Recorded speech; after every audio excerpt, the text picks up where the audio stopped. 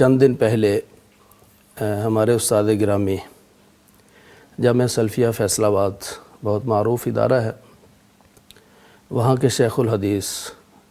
حضرت حافظ عبدالعزیز علوی رحمہ اللہ تعالی،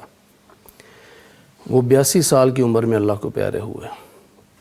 اور حضرت شیخ الحدیث صاحب کو اللہ تعالیٰ نے یہ شرف دیا ہے کہ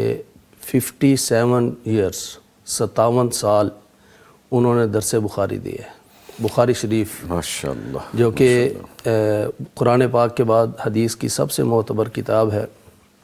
57 سال انہوں نے اس کو پڑھایا، اور صحیح بخاری، صحیح مسلم اور سنن ترمذی، اس کی انہوں نے شروحات بھی لکھی حدیث کی کتابوں کی، اور سینکڑوں نہیں ہزاروں کی تعداد میں ان کے شاگرد پاکستان میں بیرون ملک خدمات سر انجام دے رہے ہیں۔ تو گزشتہ دنوں وہ اللہ تعالیٰ کو پیارے ہوئے،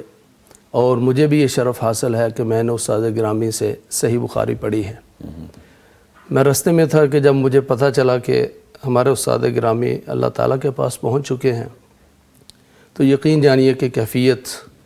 ایسی تھی کہ جیسے جب مجھے اپنے والد گرامی کی وفات کی اطلاع ملی تھی، جیسے میں تب رویا تھا ویسے ہی تب میں رویا تھا آج، کہ جب حضرت شیخ کی وفات کی خبر ملی کہ ہمارے روحانی باپ وہ اس دنیا سے رخصت ہوئے۔ میں نے 2005 میں بخاری شریف پڑھی ہے حضرت شیخ سے۔ حضرت شیخ صاحب نے یعنی ایک خصوصی انٹرویو کے اندر تذکرہ بھی کیا میرا، اور جب ہم کہتے ہیں نا کہ ایک عالم دین اگر دنیا سے اٹھ جائے تو ایسا ہے کہ جیسا علم اٹھ گیا ہے۔ تو حضرت قاری شفیق الرحمن علوی صاحب جو ابھی پچھلے سیگمنٹ میں موجود تھے، انہوں نے چند ماہ پہلے مجھ سے خواب پوچھا تھا۔ خواب یہ تھا کہ وہ جامعہ سلفیہ گئے ہیں، اور جامعہ سلفیہ کی لائبریری کو انہوں نے کتابوں کے بغیر دیکھا ہے، وہاں کتابیں نہیں ہیں۔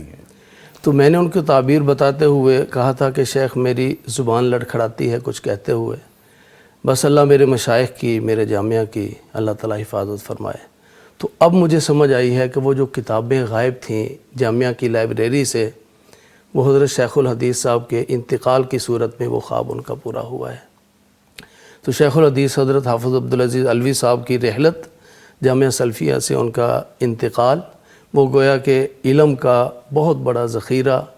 وہ اب اللہ تعالیٰ کے پاس پہنچ چکا ہے۔ تو یہ خواب کی تعبیر تھی جو قاری شفیق الرحمن علوی صاحب کا خواب تھا، تو تب تو میں نہیں بتا پایا، لیکن آج اس کی تعبیر جو ہے وہ عملی طور پر ہمارے سامنے ہے۔ اللہ تعالیٰ حضرت شیخ الحدیث صاحب کی اور دیگر تمام ہمارے اساتذہ کرام اور جتنے اہل علم